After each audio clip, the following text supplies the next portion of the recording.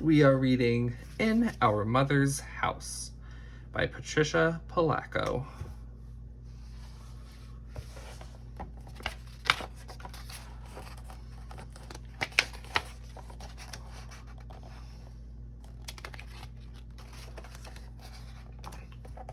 When my mothers told me about how they brought me home to live with them shortly after I was born, their eyes would shine and glisten, and they'd grin from ear to ear.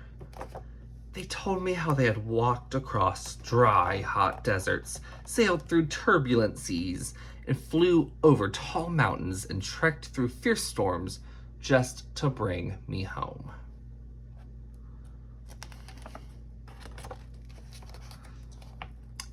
Then they'd get tears in their eyes when they'd tell me what it was like to hold me in their arms for the very first time. 3 years after I was born, my brother Will came to us. He was so tiny, just 3 days old. Then there was Millie. We always kidded that our mothers found her under a lily pad in an enchanted pond deep in a hidden forest. She became part of our family when she was 2 months old, 3 years after Will had come.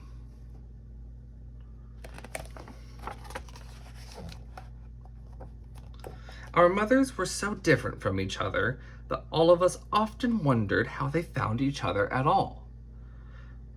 Mima was short and stout. Her family was Italian, so she loved to cook. And she loved to sew upstairs on a noisy old machine. Mima was a pediatrician, and whenever any of us got sick, she always knew exactly what to do to make us feel better. Marmee was tall and thin. She could fix just about anything and organized everything. She made lists, posted chores on the refrigerator, and kept the house so clean and tidy. We used to kid her that if we got up in the middle of the night to go to the bathroom, she'd make our beds before we could climb back into them. Marmee was a paramedic who rode in an ambulance. Whenever there was any kind of emergency, she always remained calm and took charge.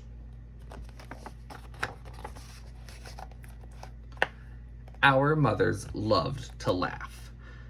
Mima's whole body shook when she laughed.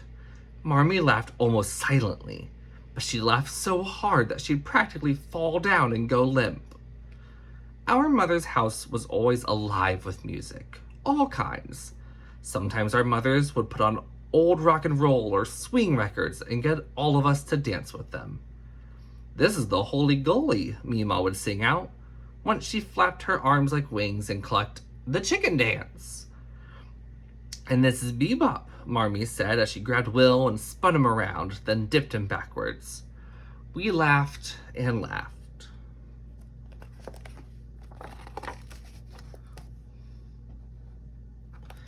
We lived in a big old brown shingle house on Woolsey Street in Berkeley, California, that was set back from the street. When we walked into our mother's house, the first thing we saw was the staircase. All of us slid down the banisters. Once, Will was sliding so fast that he couldn't stop at the bottom. He flew off and took the finial with him.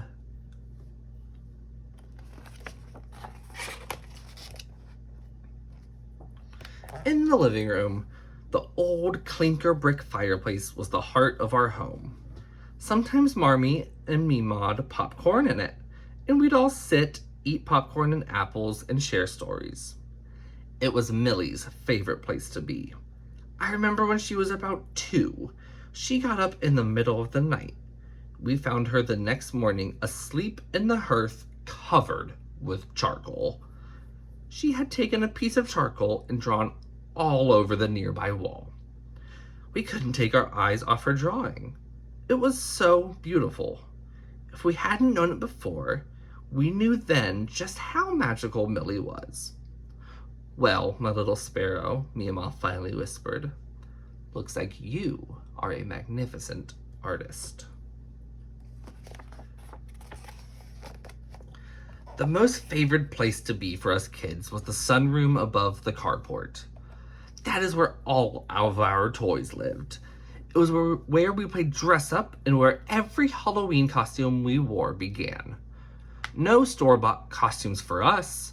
Marmee and Millie designed them, and Mima would help us sew them. One year, we went as wild animals. Hardly any of our neighbors recognized us.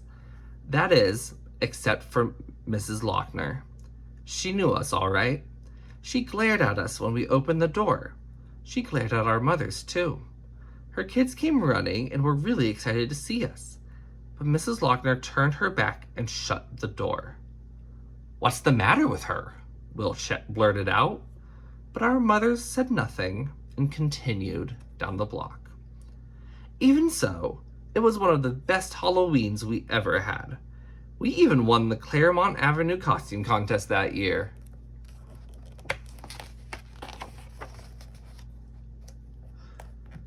Our upstairs bathroom was almost big enough to hold our entire family at one time.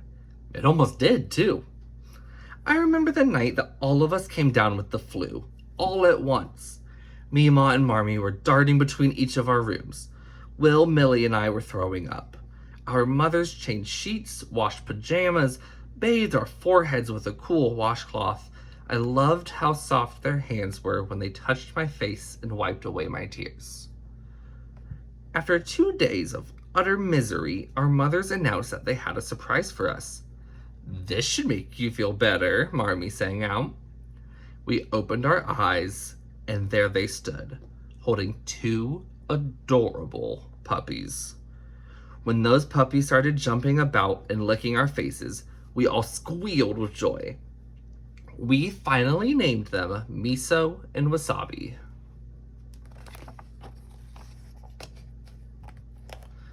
One of the best things about our mother's house was the tree house that we built in the backyard. Practically the entire neighborhood helped us.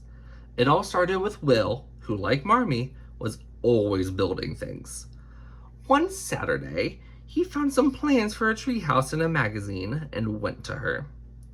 It took several weekends to finish, but the Saturday that we did finish it, everyone stood in a circle around the treehouse. Marmee and Mima broke a bottle of soda over the door jamb and named the tree house Thistle House. That night, all of us kids got to sleep there. Even the Lochner kids were invited, but their parents came and got them. They barely spoke to us, just pulled them down the driveway. They just plain didn't like us, I guessed. I couldn't quite understand why.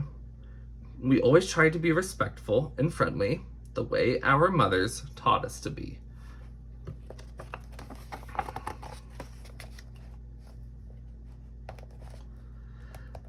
The kitchen in our mother's house was the center of everything that was happening in our household. The kitchen doorway was where us kids got measured each year. Mima and Marmee's handwriting is still there even now. And all of our family holidays began in the kitchen. Our grandparents, aunts, uncles, and cousins usually came for the weekend. Our Italian grandpa, our nonno, was in charge of cooking. We all loved gnocchi.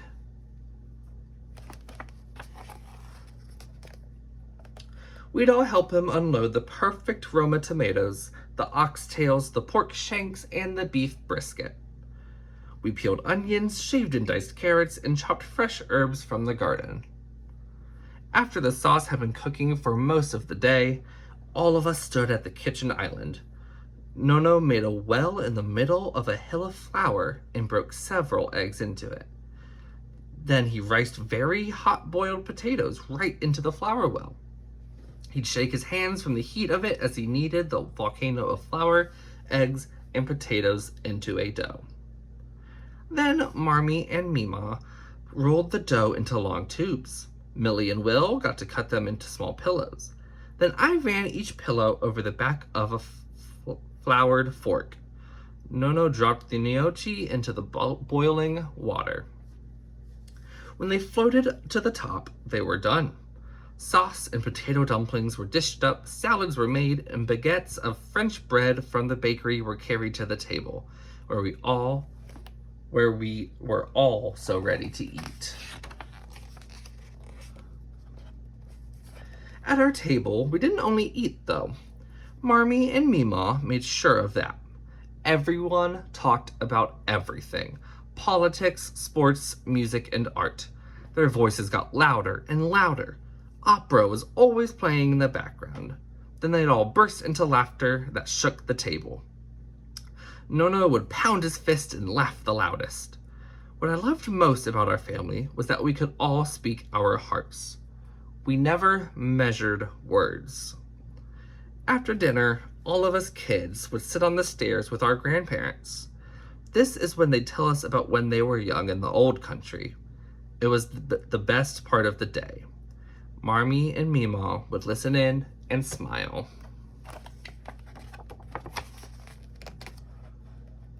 One of the niftiest things that happened in our neighborhood was the Woolsey Street Block Party. Marmee organized it. It became a tradition. For that first one, Millie and I made all of the invitations by hand, and Mima took us around to deliver them from door to door. Everyone was invited. When we stopped at the Lochner's house, their mother glared at us, the way she always did. "Why doesn't that lady like us, Mima?" I asked my mother. She just smiled at me and hugged me up. "I like you, baby," she said, and we went on our way.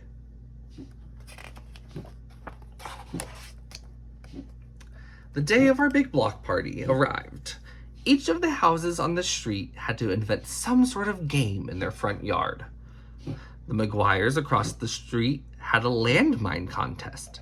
A blindfolded player had to pick his way past marshmallow mines while a caller warned him where they were.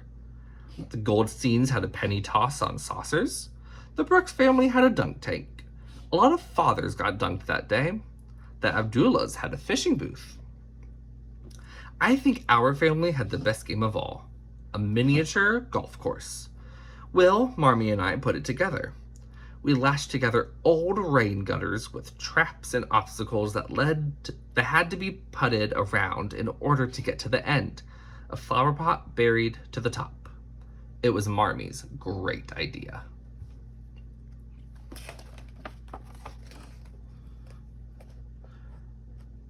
"Aren't we all something?" Mima said when she saw our food court. "On our street was so different." That's what Mima meant.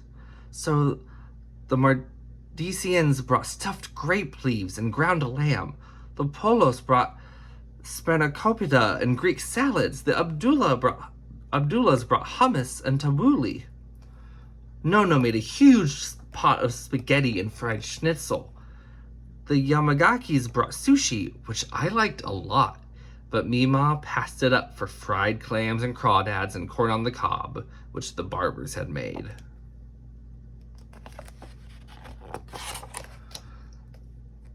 At the end of the day, when everyone was cleaning up and getting ready to sit in our backyard and just talk, Mima looked up to see Mrs. Lochner coming down the street. The Lochners had been invited, but hadn't come. She planted her feet squarely in front of our mothers. "I don't appreciate what you two are," she snarled at Mima and Marmee. Will and Millie came running up. I froze where I was. Mrs. Lochner wheeled and stalked off. "What's the matter with her, Mama? What's the matter with her?" Millie kept saying.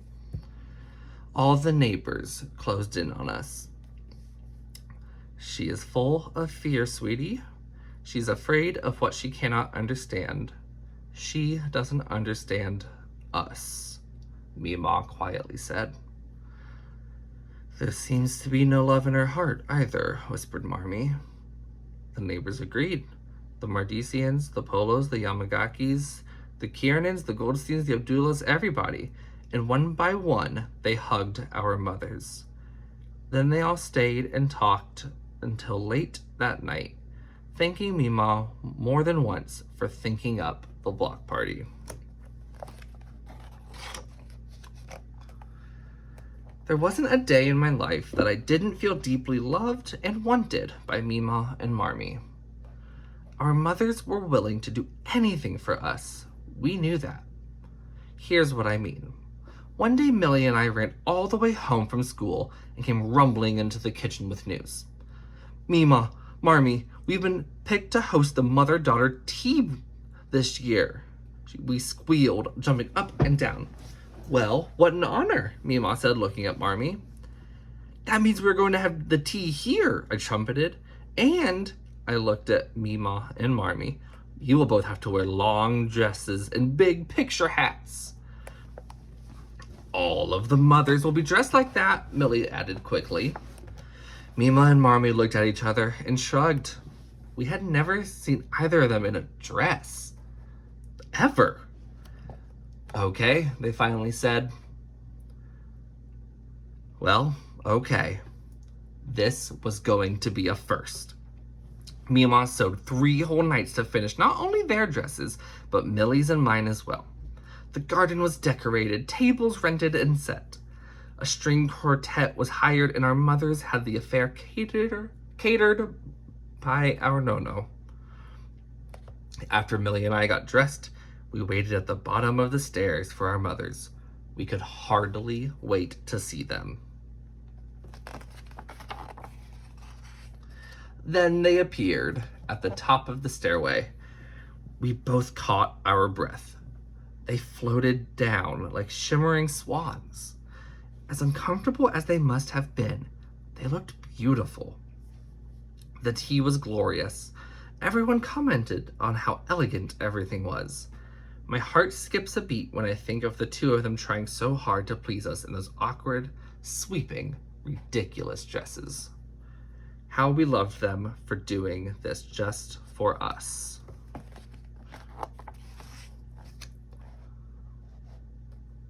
From the day we entered our mother's house, they prepared us for the day that we would leave it. I was the first when I left away to go to medical school. Then Will left to study engineering.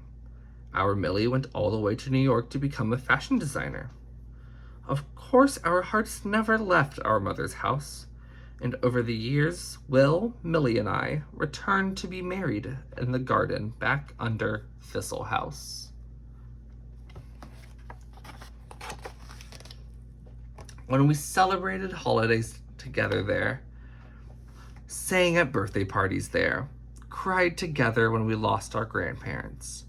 When the 3 of us had our babies, all of them took their first steps in front of that clinker brick fireplace in their living room.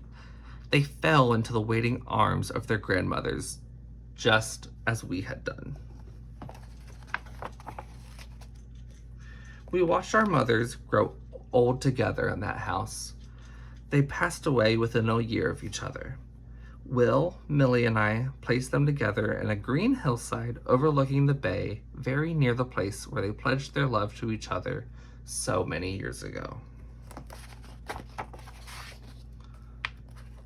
Will and his family live in our mother's house now. We were so pleased that it didn't go to a stranger, and it is still a gathering place for all of us and our families.